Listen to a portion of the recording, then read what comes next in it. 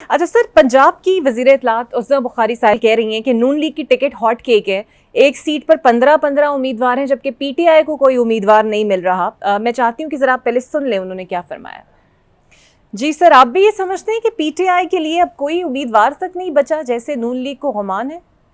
مطلب اس کے علاوہ کہہ سکتی ہے؟ اپنے طرف سے انہوں نے بندے اکٹھے کر کے میرا خیال واقف کار کھڑے گئے، وہ پاگل ہی ہے جو ان کا ٹکٹ یا کو موقع پرست ہوگا کہ جی واردات کے ذریعے میں جیت جاؤں۔ ان کا ٹکٹ کس نے لینا ہے؟ خدا کا خوف کرو۔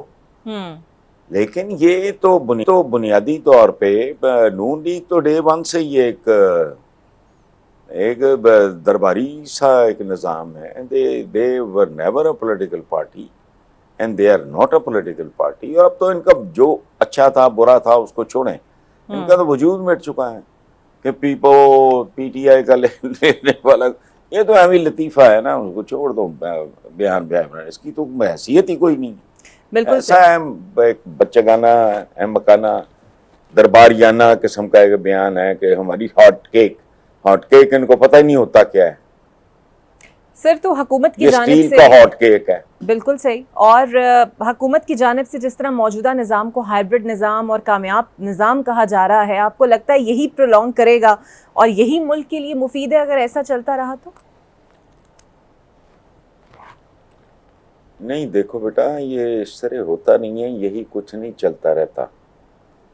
یہاں جانے کے لیے تو آنے والا ہے ہی نہیں۔ ہم اور طرح کے کم ظرف ترین لوگ ہیں، چمٹے رہنا چاہتے ہیں ہر وقت۔ اس کو اگر بندہ ذمہ داری سمجھ رہا ہو تو اس سے کہتا ہے شکر ہے یار جان چھٹی۔ جو اس کو ایک ایسٹ سمجھ رہا ہو تو وہ آخری وقت تک چمٹا رہنے چاہے گا، وچ از ناٹ کانسٹیٹیوشنل لیگل۔ یہ وہ چمٹے رہو۔ بتائیں مجھے، پرویز مشرف صاحب بہت اچھے آدمی تھے، میرے ان کے ساتھ بہت اچھے تعلقات۔ What happened? دے آر اے غیر مین۔ واٹ ہیپن ٹو یور کیا ایوب خان جو تھے؟ میں تو اس کو بالکل بچہ تھا جب وہ بالکل ہی بچہ، تو مجھے ہمیشہ یونیفارم خوبصورت آدمی تھے، مجھے تو اچھے لگتے تھے۔ بعد میں بھی لوگ ان کے زمانے میں، میں نے ایز اے چائلڈ میں نے لوگوں میں اس طرح کی بے چینی، غصہ، فرسٹریشن، نفرت، ایک تو زمانہ کنات کا تھا، ضروریات کم تھیں۔ بالکل صحیح حسن صاحب، یہ ایک انپریڈکٹیبل سا بدنصیب معاشرہ ہے جس کا نہ سر ہے نہ پیر ہے۔ بالکل ٹھیک ہے۔ اور سر اسی معاشرے میں موجودہ حکومت یہ دعویٰ کرتی ہے کہ انہوں نے ملک سنبھال لیا ہے، معیشت کے اشاریے بہتر ہے، لیکن پھر خواجہ آصف جیسے وفاقی وزیر ایک ٹویٹ کر دیتے ہیں کہ سارے بیوروکریٹس پرتگال جا رہے ہیں، سرمایہ لے کر جا رہے ہیں، چاہے چینی سکینڈل ہے چاہے گندم سکینڈل ہے، حکومت مافیا پر ہاتھ بھی نہیں ڈال پاتی۔ اس کی وجہ ہے حکومت ان مافیاز کے ساتھ یہ پارٹنرز ہیں۔ دیکھو نا، اب خواجہ آصف نے جو بات کی ہے وہ ٹھیک ہے، بیوروکریٹ بہت بڑا چور ہے، کوئی اس میں شک شبہ ہے نہیں، ننگی چٹی بات ہے، اس پہ عقل کی ضرورت نہیں۔ اچھا، بیوروکریٹ کا بندہ پوچھے باس کون ہوتا ہے؟ صوبے کا جو بیوروکریٹ ہوتا ہے سب سے بڑا چیف سیکرٹری، پولیس میں آئی جی یا فلاں ٹم کا، ان کا مائی باپ تو چیف منسٹر ہوتا ہے یا ہوتی ہے، جو بھی ہوتا ہے۔ مجھے بتاؤ ان کے ہوتے ہوئے یہ کیوں ہوتا ہے؟ خواجہ آصف نے آدھی بات سچ کی ہے، آدھی بالکل فضول کی ہے۔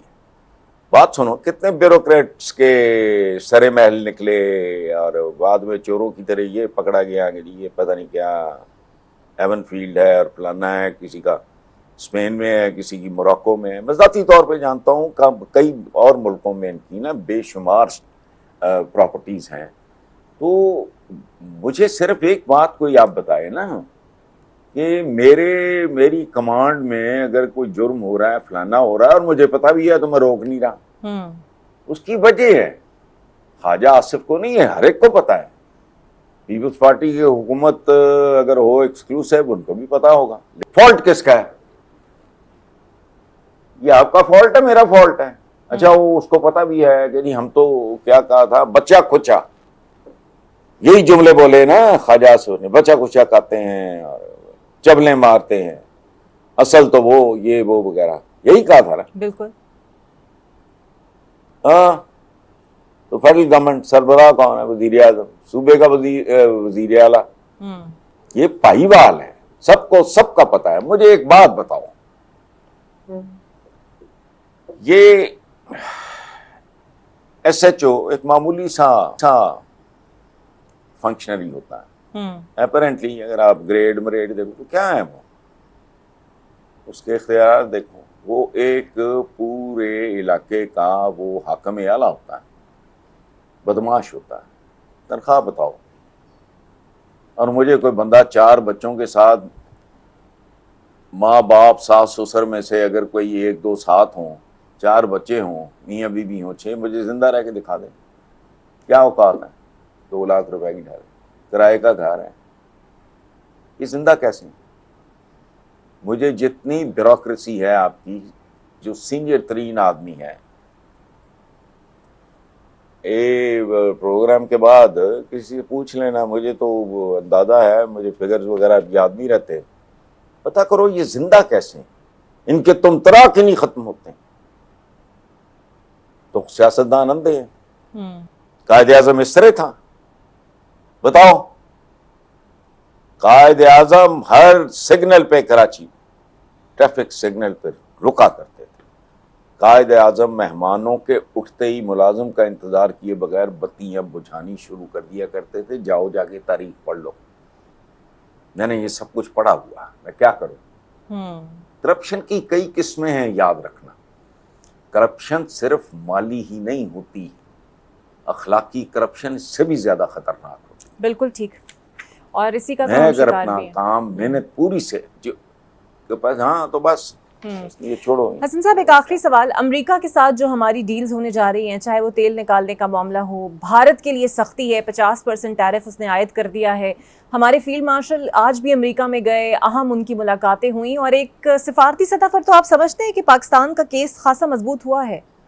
یہ ایک ایونٹ تھا جس نے سرخرو کیا, اور دوسری بات ایک انپریڈکٹیبل سے آدمی ہے پریزیڈنٹ ٹرمپ, وہ ٹیریبلی انوائڈ, اور اس کی وجوہات ہیں. وہ ایکسپیکٹ کر رہے تھے کہ یہ جو مودی اینڈ کمپنی ہے, یہ کیمپین میں اس کو ہیلپ کریں گے. اس کا خیال تھا کہ امریکن اسٹیبلشمنٹ اس کے خلاف ہے, تو اس کا تو مستقبل ہی کوئی نہیں. وہ مودی نے چکر بازی جو کی تھی وہ اس کا بھگت رہا ہے, اور وہ اس کو آخری حد تک لے کے جائے گا. تو باقی آپ کی کیا مطلب, کیا 4 دن کے ایونٹ سے امیجز بدل جاتے ہیں, وقتی ایک ریلیف آپ کو ملا ہے. لیکن اصل بات یہ ہے کہ آپ کی جو ایک ملک کے طور پہ جو ہماری بنیادی وجوہات شہرت ہیں, ان میں سے ایک میں بھی کمی آئی. مثلاً بھوکے ننگے مقروض, جو بچہ پیدا نہیں ہوا وہ بھی 3 لاکھ کا مقروض ہے. اس میں کوئی تبدیلی آئی؟ اس ملک میں آئین جمہوریت ہی وہ, یہ فراڈ ہیں سارے.